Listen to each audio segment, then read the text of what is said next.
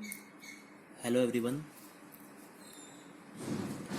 आज अपन financial management का एक इम्पॉर्टेंट चैप्टर लेंगे जिसका नाम है कैपिटल बजटिंग। जिसका नाम है कैपिटल बजटिंग। ये चैप्टर फाइनेंशियल मैनेजमेंट के अंदर आता है। इस चैप्टर का एक अदर नेम भी है जिसको अपन बोल सकते हैं इन्वेस्टमेंट डिसीजन। क्या बोल सकते हैं? Investment decision. ये चैप्टर एग्ज़ाम के लिए वेरी इंपॉर्टेंट है, चाहे बीकॉम हो, चाहे बीबीए हो, चाहे एमबीए हो और चाहे एमकॉम हो। ठीक है, ये चैप्टर वेरी इंपॉर्टेंट है।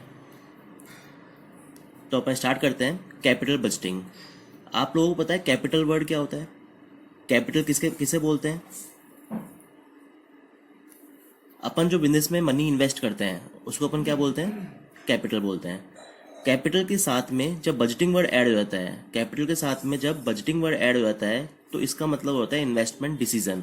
मतलब अपन को कहाँ पैसा इन्वेस्ट करना है, ठीक है, किस प्रोजेक्ट में पैसा इन्वेस्ट करना है, किस प्रपोजल में पैसा इन्वेस्ट करना है, उसके लिए अपन को डिसीजन लेना होता है। जैसे कि एग्जांपल देखो, अपने पास एक बिरला सन लाइफ का प्लान है, एक अपने पास कोटक लाइफ इंश्योरेंस का प्लान है। दो प्लान है मेरे पास, एक बिरला का, एक कोटक। बिरला वाला प्लान का मैं एनालिसिस किया तो मैंने देखा कि बिरला वाला प्लान मुझे 2 साल के अंदर रिटर्न दे देगा, ठीक है, और कोटक वाला प्लान मुझे 3 ईयर्स के अंदर रिटर्न देगा। तो मैं किस में इन्वेस्ट करूंगा पैसा? बिरला में करूंगा, ठीक है। ऐसे मैंने देखा कि बिरला वाला प्लान मुझे 50,000 का रिटर्न दे रहा है और कोटक वाला मुझे 70,000 रुपीज़ का रिटर्न दे रहा है। अब मैं किस में इन्वेस्ट करूंगा पैसा? अब मैं कोटक में इन्वेस्ट करूंगा। क्यों? क्योंकि पहले मैं पीरियड देख रहा था, अब मैं पैसा देख रहा हूँ, मनी देख रहा हूँ, ठीक है। ऐसे ही मान लो मैं किसी शोरूम में गया, वहाँ पे 2 मशीन के मॉडल्स हैं, ए और बी।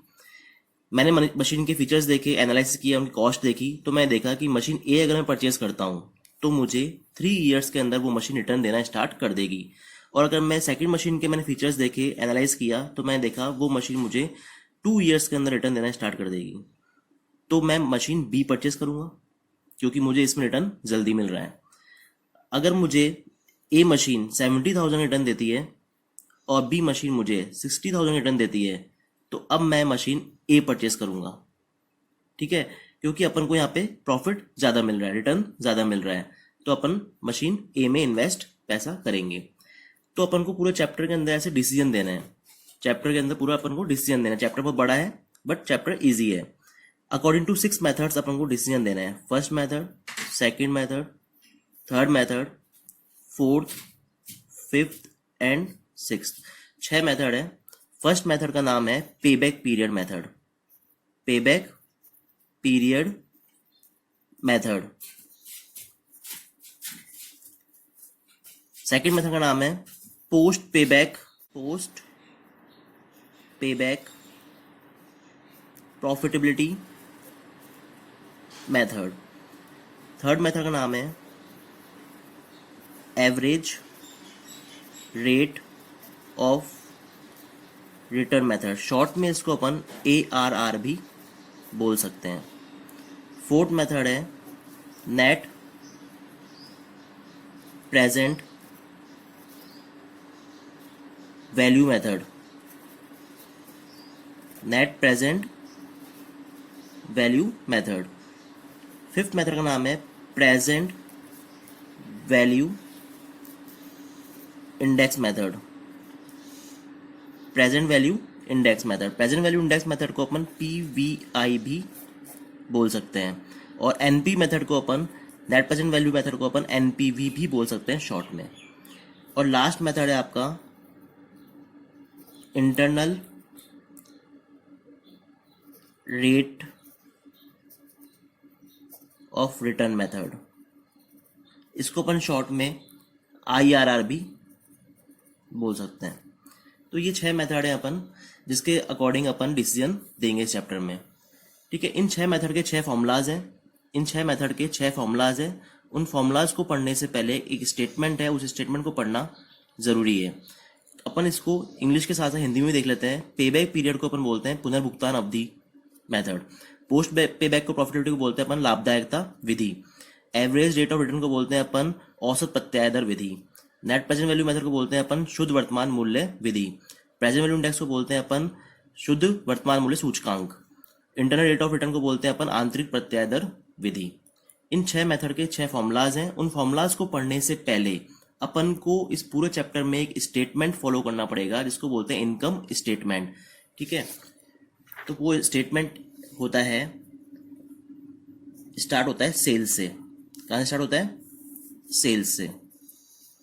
सेल्स में से अपन लेस करेंगे सारे एक्सपेंसेस, ऑपरेटिंग एक्सपेंसेस, जिसके अंदर वेरिएबल कॉस्ट भी आ गई और फिक्स्ड कॉस्ट भी आ गई, मतलब वेरिएबल एक्सपेंसेस भी आ गए और फिक्स्ड एक्सपेंसेस भी आ गए। अगर मैं अपनी सेल्स में से मेरे एक्सपेंसेस लेस कर दूं तो आप लोगों को सबको पता है तो अपना क्या आता है? प्रॉफिट आता है। सेल्स में से अगर एक्सपेंस लेस करते हैं तो प्रॉफिट ही आता है। Profit before depreciation and before tax. इसमें से अगर अपन डेप्रिसिएशन को माइनस कर दें तो वो आता है अपना profit after depreciation before tax. जो चीज लेस हो जाती है वो आफ्टर हो जाती है, जो चीज लेस हो जाती है वो आफ्टर हो जाती है। आपको ध्यान रखना है, जो चीज लेस हो जाती है वो आफ्टर हो जाती है। तो मैंने डेप्रिसिएशन को क्या कर दिया? लेस कर दिया, तो डेप्रिसिएशन आफ्टर हो गया। जबकि मैंने टैक्स को लेस नहीं किया तो टैक्स बिफोर रह गया। इसके बाद अपन टैक्स को लेस करते हैं। अब मैंने टैक्स भी लेस कर दिया तो अब जो मुझे प्रॉफिट मिलेगा वो मिलेगा profit after tax and after depreciation. दोनों चीज आफ्टर आफ्टर मिलेगी मुझे। अब इसके बाद डेप्रिसिएशन को वापस से ऐड करते हैं। अब जो प्रॉफिट मिलेगा वो मिलेगा प्रॉफिट आफ्टर तो tax but before depreciation. Tax तो आफ्टर हो गया क्योंकि टैक्स तो लेस हुआ है, लेकिन डेप्रिसिएशन वापस से ऐड कर दिया तो डेप्रिसिएशन बिफोर हो गया। अब कई स्टूडेंट्स के मन में सवाल आ रहे होंगे कि सर अगर आपको डेप्रिसिएशन प्लस ही करना था तो आपने माइनस ही क्यों किया? अगर आपको डेप्रिसिएशन वापस से ऐड ही करना था तो आपने माइनस ही क्यों किया? पहले डेप्रिसिएशन को माइनस इसलिए किया क्योंकि टैक्स को लेस करने के लिए अपनी इनकम में अगर आपको टैक्स कैलकुलेट करना है तो आपकी इनकम में से सारे एक्सपेंसेस का लेस होना जरूरी है। मतलब ये एक्सपेंसेस थे ऑपरेटिंग और डेप्रिसिएशन जो एक्सपेंस होता है वो होता है नॉन ऑपरेटिंग। तो अपन अगर गवर्नमेंट को टैक्स दे रहे हैं तो अपन पहले सारे एक्सपेंसेस को लेस करेंगे, फिर जो अपनी इनकम बचेगी उसमें अपन गवर्नमेंट को टैक्स पे करेंगे। ऐड इसलिए किया क्योंकि इस चैप्टर की नीड है, जो मेथड है उनकी नीड है कि अपन को जो डेप्रिसिएशन चाहिए वो बिफोर चाहिए। बात समझ में आ गई सब बच्चों को? ठीक है। अब इसमें एक इम्पॉर्टेंट बात यह है कि अपन को इस पूरे चैप्टर में जो मैंने आपको 6 मेथड्स लिखवाए हैं उसमें ध्यान रखना है ऑल मेथड्स एक्सेप्ट ARR। अपन को profit after tax before depreciation जो प्रॉफिट चाहिए वो 5 मेथड में चाहिए। जो मैंने आपको 6 मेथड लिखवाए हैं उसमें से आपको ARR को छोड़ना है। ARR मेथड को छोड़ के बाकी सारे मेथड्स में जो प्रॉफिट यूज करना है वो आफ्टर टैक्स बिफोर डेप्रिसिएशन वाला यूज करना है। मतलब टैक्स तो उसमें से लेस हुआ होना चाहिए और डेप्रिसिएशन उसमें ऐड हुआ होना चाहिए। जबकि अब जो ARR बचा उस ARR में आपको जो प्रॉफिट चाहिए वो दोनों आफ्टर चाहिए होते हैं। ARR मेथड में आपको आफ्टर ही टैक्स और आफ्टर ही डेप्रिसिएशन चाहिए, जबकि बाकी 5 मेथड में आफ्टर टैक्स बिफोर डेप्रिसिएशन चाहिए होता है। ये बात समझ में आ गई यहाँ तक सबको? ठीक है। अब बात इस चैप्टर में बात किसकी करेंगे? सिर्फ इस पूरे चैप्टर में 2 ही चीज़ों की बात करेंगे अपन। First thing is investment.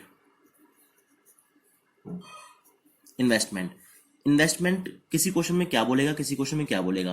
किसी क्वेश्चन में आपको इन्वेस्टमेंट वर्ड बोल दिया, किसी क्वेश्चन में आपको ये बोल देगा कॉस्ट वर्ड, किसी क्वेश्चन में आपको बोल देगा इनिशियल कॉस्ट, किसी क्वेश्चन में बोल देगा आपको आउटले, किसी क्वेश्चन में बोल देगा आपको इनिशियल इन्वेस्टमेंट, किसी क्वेश्चन में बोल देगा आउटफ्लो। तो आपको कंफ्यूज नहीं होना है, सबका मतलब ही क्या है? इन्वेस्टमेंट है, पैसे का जाना, पैसे का जाना, या मैंने पैसा इन्वेस्ट किया है। ठीक है। दूसरा इसमें क्या आएगा चैप्टर में? Cash inflow. दूसरा इसमें क्या आएगा? Cash inflow. कैश इनफ्लो के बहुत सारे नाम होते हैं। कैश इनफ्लो को आप प्रॉफिट भी बोल सकते हो, कैश इनफ्लो को आप नेट प्रॉफिट भी बोल सकते हो, कैश इनफ्लो को आप नेट अर्निंग्स भी बोल सकते हो, कैश इनफ्लो को या आप नेट इनकम भी बोल सकते हो। सबका मतलब क्या है? पैसे का आना। इनफ्लो मतलब पैसे का आना, जिसको अपन डिनोट करते हैं सी से। तो इस पूरे चैप्टर में, चैप्टर बहुत बड़ा है, पूरे चैप्टर में ये दो चीज ही काम आएगी, आई और सी। आई का मतलब इन्वेस्टमेंट और सी का मतलब कैश इनफ्लो। तो अपन ने जो स्टेटमेंट बनाया है अभी, अपन ने जो ये स्टेटमेंट बनाया है, ये पूरा जो मैं लिखा है प्रॉफिट प्रॉफिट प्रॉफिट प्रॉफिट, तो इसका मतलब क्या हो गया? कैश इनफ्लो ही हो गए ये सारे। प्रॉफिट प्रॉफिट प्रॉफिट प्रॉफिट, तो ये मतलब क्या है? यहाँ पे कैश इनफ्लो से मतलब है। तो ये मैंने कैश इनफ्लो आपको कैलकुलेट करना सिखाया है इसके अंदर। ये बात समझ में आ गई आपको? ये स्टेटमेंट समझ में आ गया सब बच्चों को? ठीक है। अब अपन फर्स्ट मेथड स्टार्ट करते हैं। जो अपना फर्स्ट मेथड था, पे back period method. First method कौन सा लिखवाया मैंने आपको? पे बैक पीरियड मेथड। तो फर्स्ट मेथड में स्टार्ट करते हैं, पे बैक पीरियड मेथड, जिसको हिंदी में बोलते हैं पुनः भुगतान अवधि। ठीक है। पे बैक पीरियड मेथड का फॉर्मूला, क्योंकि पूरा चैप्टर फॉर्मूला बेस है। Pay back period equal to initial investment upon cash inflow, short में बोलते हैं आई अपॉन सी। देखो, कैश इनफ्लो अब मैंने आपको कैलकुलेट करना सिखा दिया स्टेटमेंट से, और आई इन्वेस्टमेंट आपको हर क्वेश्चन में गिवन होगा। हर क्वेश्चन में आपको आई जो है वो गिवन होता है। ठीक है। दूसरा इसमें काम आएगा डेप्रीसिएशन कैलकुलेट करना। डेप्रीसिएशन कैलकुलेट करना आप लोग 11वीं क्लास से पढ़ रहे होंगे। Minus scrap value upon life in years. ठीक है, ये डेप्रीसिएशन का फॉर्मूला हो गया। तो फर्स्ट मेथड अपने स्टार्ट किया है पे बैक पीरियड मेथड, जिसका फॉर्मूला होता है आई अपॉन सी, और साथ में डेप्रीसिएशन भी काम आ सकता है, cost minus scrap value upon life. ठीक है, यहाँ बात समझ में आ गई। अपन एक एग्जाम्पल से इसको देखते हैं। एग्जाम्पल अपन देखते हैं, एग्जाम्पल से आपको थोड़ा सा अच्छे समझ में आ जाएगा।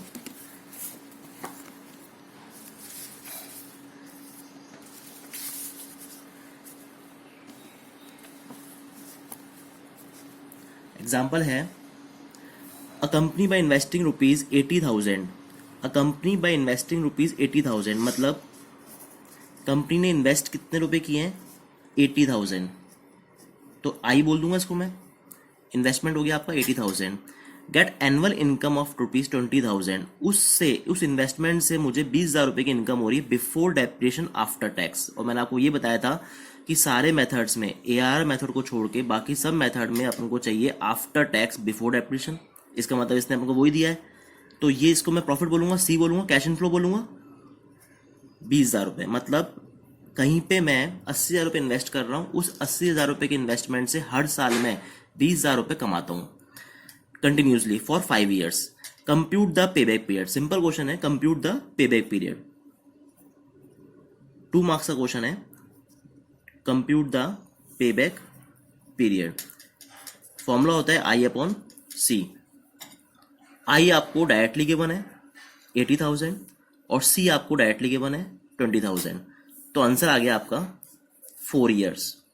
Very simple, 4 years. अब ये 4 ईयर्स क्या है? आपका पे बैक पीरियड है। 4 ईयर्स क्या है? Pay back period. अब बच्चे पूछ रहे हैं कि पे बैक पीरियड तो सर समझ में आ गया, आई अपॉन सी होता है, ठीक है, बट पे बैक पीरियड होता क्या है? पे बैक पीरियड फॉर्मूला समझ में आ गया, अप्लाई कैसे करते हैं वो भी समझ में आ गया, बट पे बैक पीरियड को बोलते क्या है, पे बैक पीरियड होता क्या है?